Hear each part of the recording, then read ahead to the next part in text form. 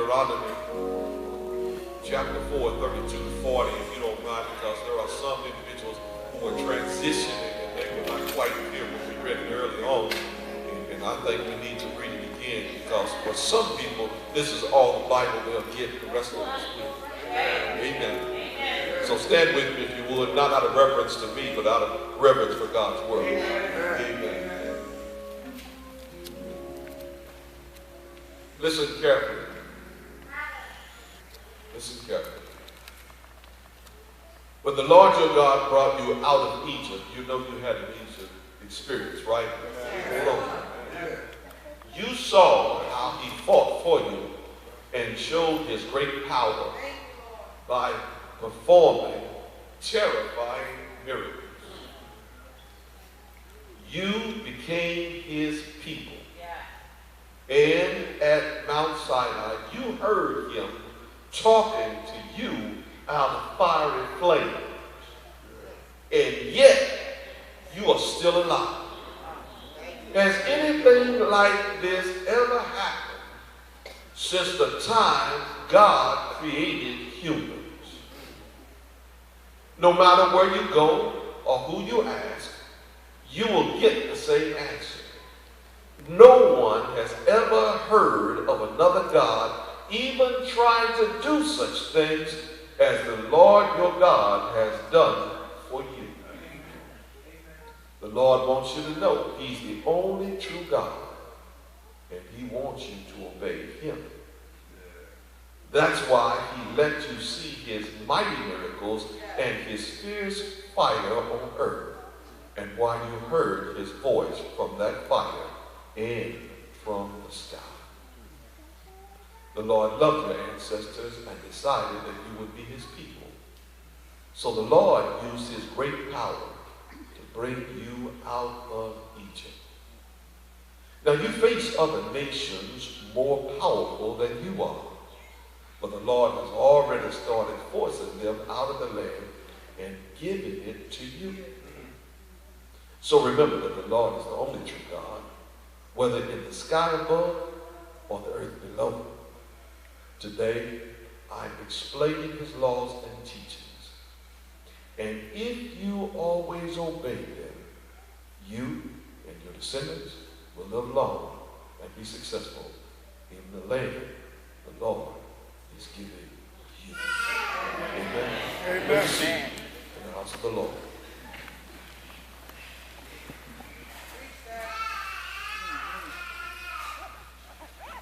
Just as a topic, because I've discovered that you need a topic, I want to leave this with you so that you have somewhere to hang your theological hat for this week.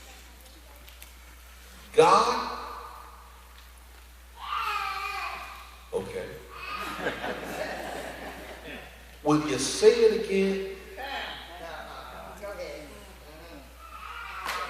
God, will you say it again?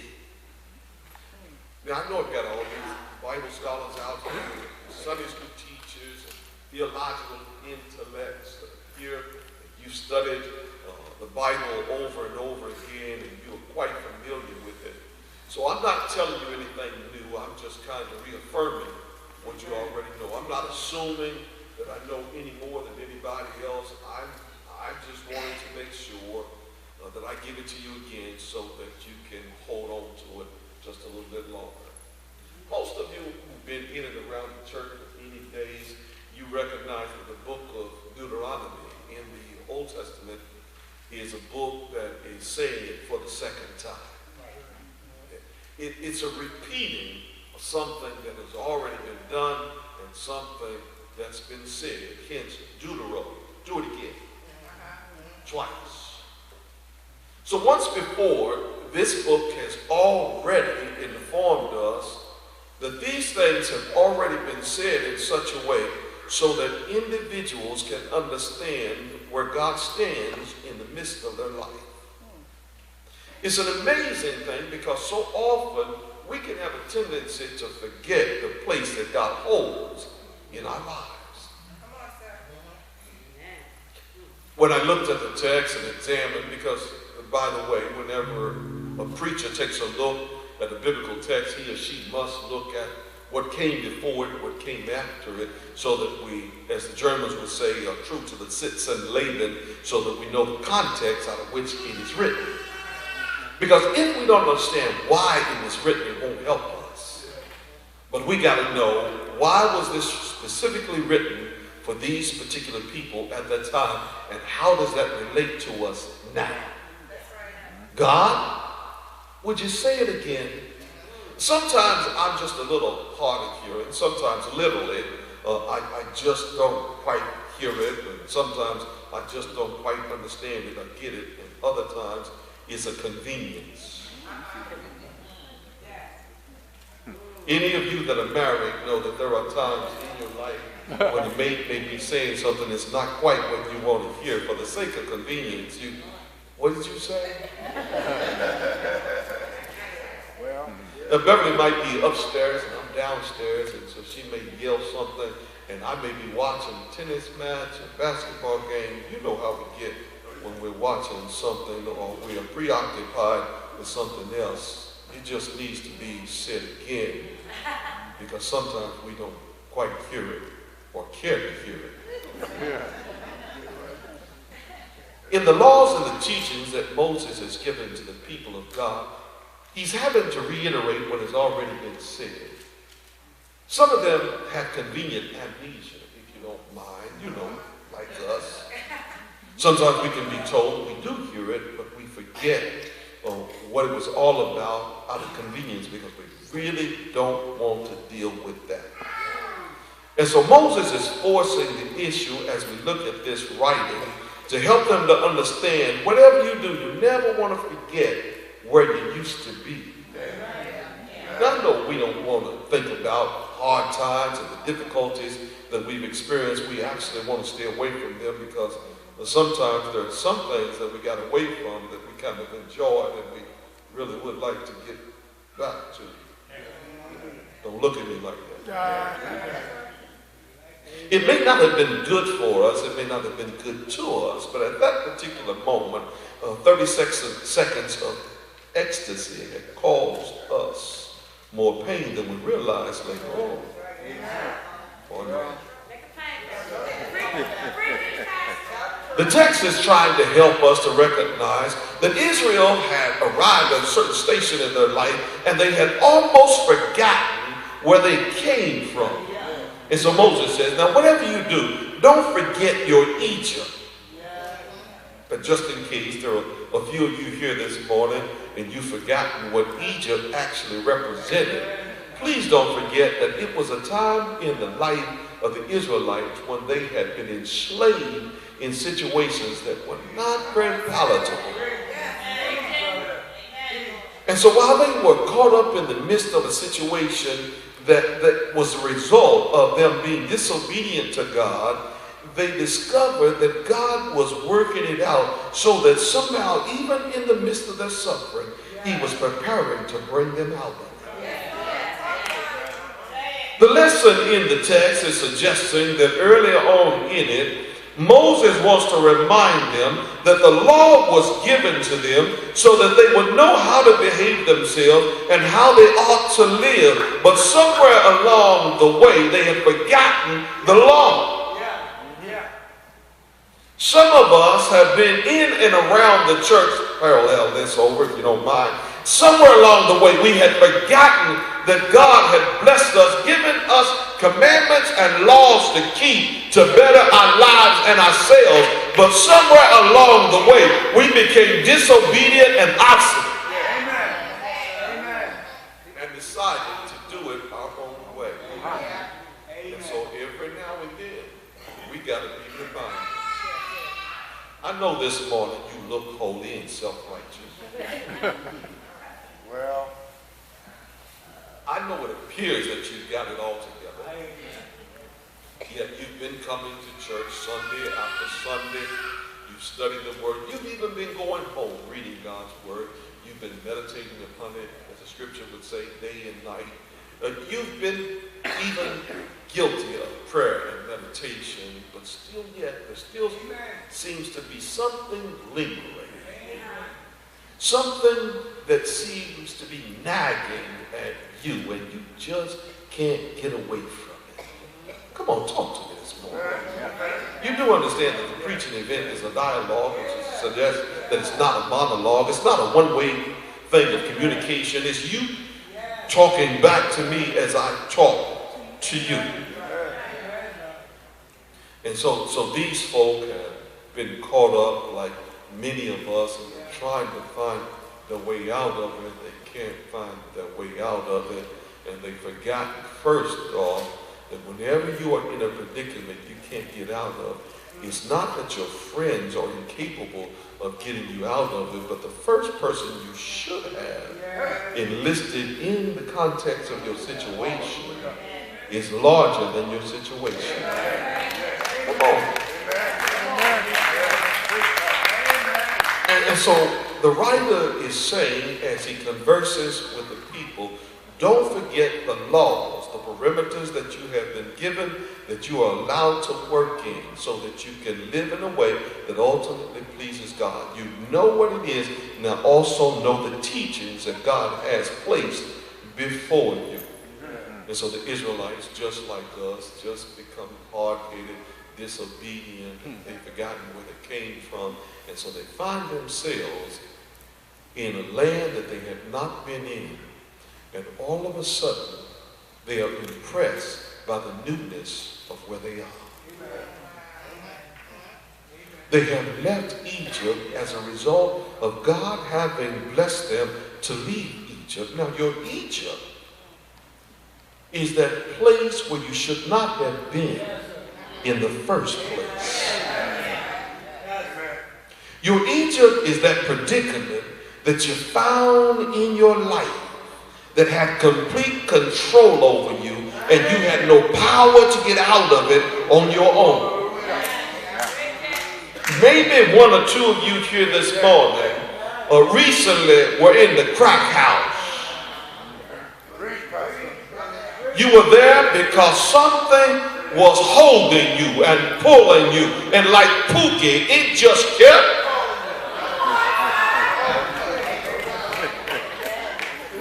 calling my name. And as a result of having called your name, you wound up in a predicament or a place you couldn't get out of. Maybe her name conjures up something in your head, or his name conjures up something in your head that you remember quite well and fondly at that. Well, if in fact you don't find a way to get out of your Egyptian experience, you will find yourself right back. Go ahead, Pastor.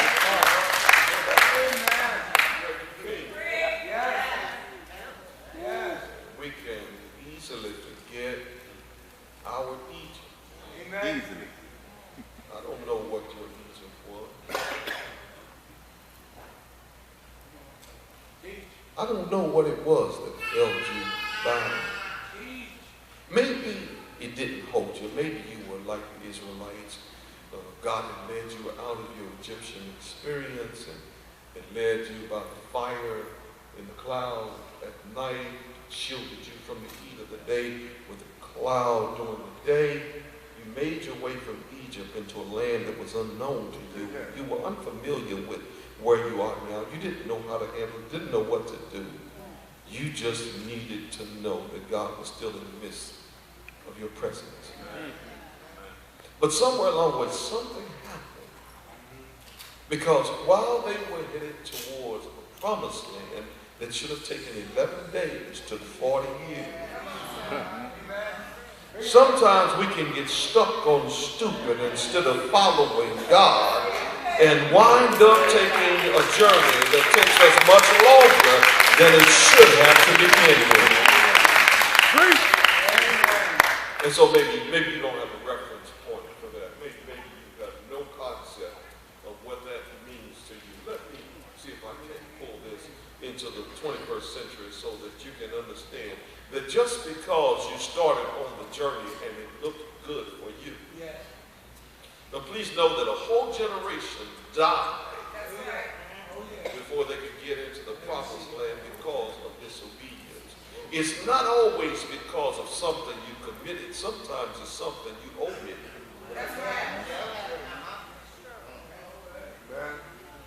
Did you hear that?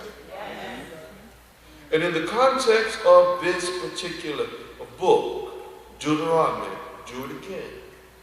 Tell me again, God, what you want me to know. I know I got out of Egypt, but I've still got some things I'm wrestling with. When the Israelites landed somewhere between Egypt and the Promised Land, there were situations in their lives that they didn't know that they were going to encounter. They showed up in a predicament where gods existed that were not like their God. They showed up in a place where individuals were worshiping a God that were not true gods. And all of a sudden, instead of enforcing and inflicting upon those who were worshiping false gods, they somehow began to do what everybody else was doing. Yeah, all right. Today, it is apparent in the life of the church that rather than us influencing society, it looks like in the church, society has influenced us. And rather than us infecting and affecting our communities, it looks more like our communities are infecting and affecting our church. If in fact we are in the post-church era, it is a result of our negligence to do what God has asked us to do. God, could you say it one more time for me? I'm a little hard of hearing when I'm caught up in my stuff. Don't look at me like you're not caught up in your stuff.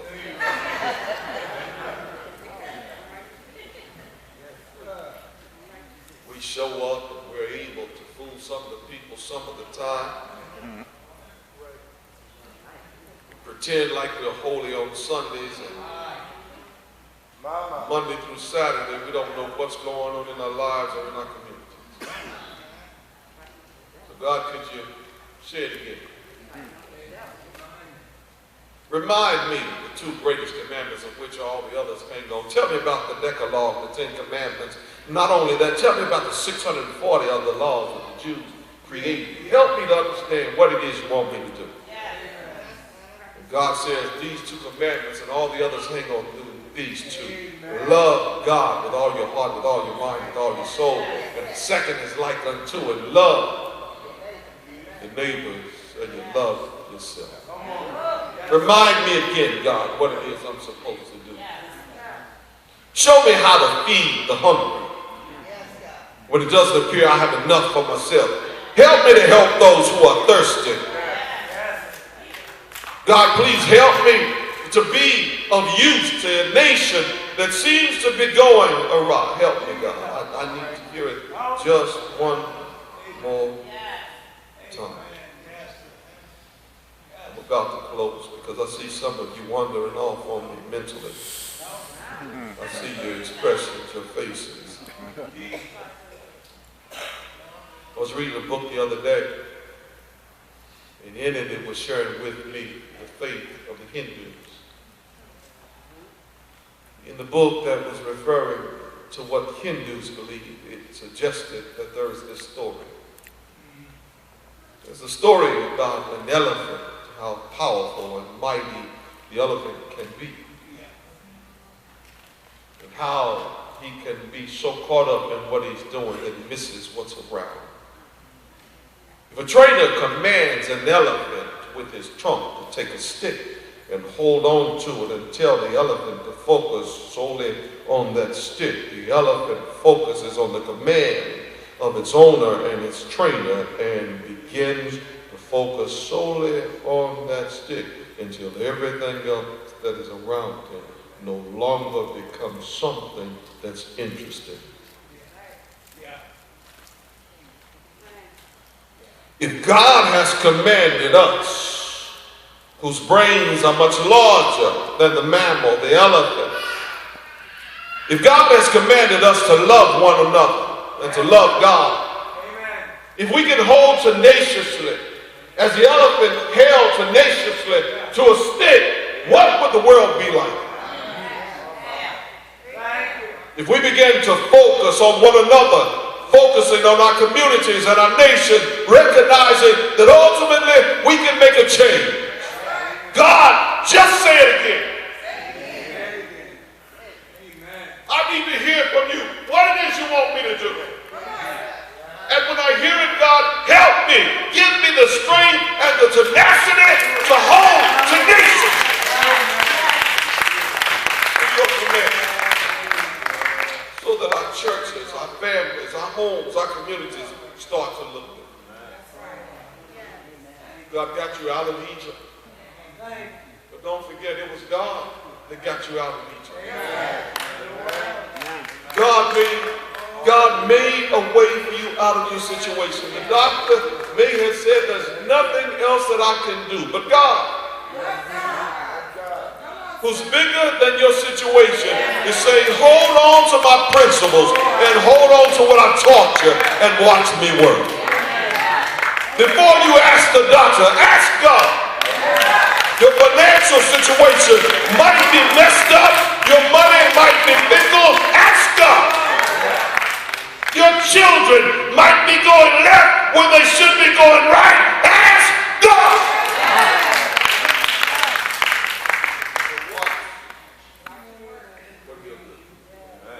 Come on, stand back.